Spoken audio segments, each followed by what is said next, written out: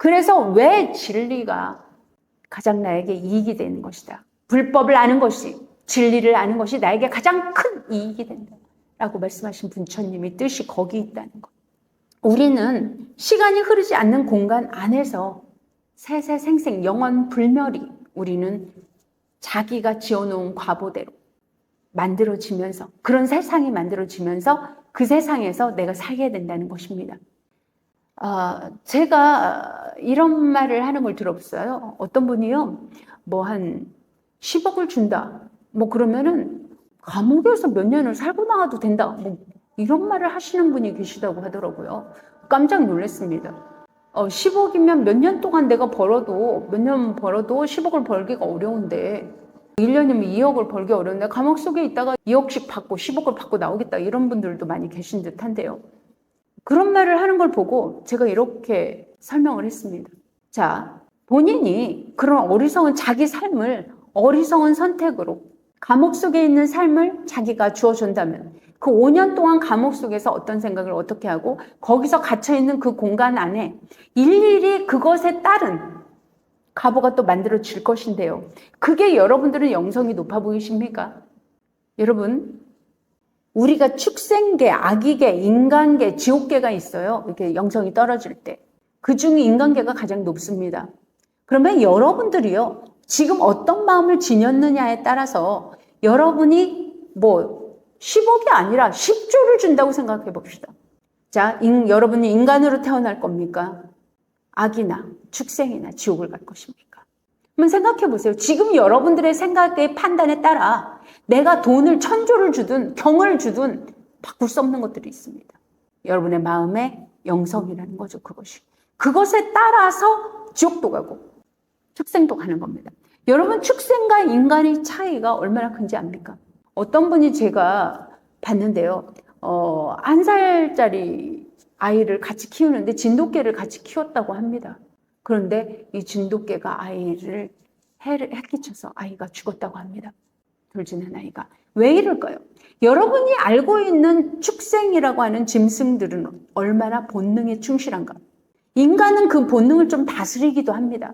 좀 못 다스릴 때도 있겠지만 대다수 다스리려고 노력하죠. 근데 지금 왜 축생입니까? 본능을 다스리지 잘 못하기 때문입니다. 여러분도 알고 계시지 않습니까?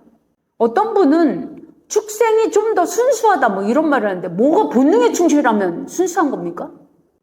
우리는 내 마음을 얼마큼 관리하고 다스렸느냐에 따라 그 사람이 영성이 바뀌고 있고 그 영성의 정도에 따라 인간도 되고 천상도 되고 축생도 아기도 지옥도 가는 것이다. 제가 20년 가까이를 이렇게 지장경을 날마다 읽고 지장보살님 찾고 진리를 알아가면서 알게 된 것들입니다. 실제로 지옥도 봤고요. 그런데 여러분들이 지금 나는 내 삶을 내가 개척해서 어떻게 살아가느냐, 내가 영성을 더 높이느냐가 아니라 쉽게 돈 벌 수 있는 거, 재물 욕에 빠져서 축생들도 내 땅 영역 넓힙니다. 그거 재물욕이에요. 끝없이 넓히고자 합니다. 그리고 명예욕도 있어요. 지가 사자 왕이 되듯. 남자와 여자가 있는데 남자가 성욕이 더 크니까 그 본능이니까 어쩔 수 없는 건 인간이 아닙니다. 인간이 왜 인간입니까? 축생보다 나은 게 뭡니까? 본능을 다스리고 있기에 인간입니다. 본능을 잘 못 다스려서 축생들은 아무 때나 이상한 짓도 하고 인간은 그래서는 안 된다. 그래도 예의라는 게 있지 않냐? 이렇게 보는 거 아닙니까? 자, 내가 재물욕에 충실해서 그 결과가 어떻게 갈지, 내가 식욕, 성욕, 수면욕, 재물욕, 명예욕에 의해서 그걸 내가 관리하고 다스리지 못할 때 내가 인간급에서보다 떨어지게 다스리는지 그거를 쫓아가고 있는지, 희노애락, 오욕애라고 하는 이 본능에 또 이 감정에 정말 충실하기 위해서 나는 가진 짓거리를 다 하고 있는지, 그게 마약 같은 거잖아요. 쾌락을 추구하는 거. 기분. 우리가 수면욕을 추구한다. 뭐 그래가지고 또 다른 것도 하고. 그러니까 우리 자신이 이걸 다스려 나가고 스스로 관리해 나가지 않을 때 어떤 결과가 올지를 인과법으로 알게 되는 것이고 그것이 양자 얽힘으로 설명하고 있다라고 저는 보고 있는 겁니다. 그런데 우리는 내가 지금 어떤 짓을 하고 있는지를 아셔야 돼요. 내가 이 정도의 본능에 충실한 나의 영성에 의해서 나는 어떻게 만들어지겠다를 한번 생각해 보셨으면 좋겠습니다. 그래서 왜 진리가 가장 나에게 이익이 되는 것이다. 불법을 아는 것이, 진리를 아는 것이 나에게 가장 큰 이익이 된다. 라고 말씀하신 부처님의 뜻이 거기 있다는 것. 그래서 나는 여러분들 같으면 1000조를 준다고 하더라도, 아니 더 큰 걸 준다 하더라도 인간으로 태어나시겠습니까? 아니면 축생과 악이게 저 지옥으로 가시겠습니까? 그때는 이미 소용없어요.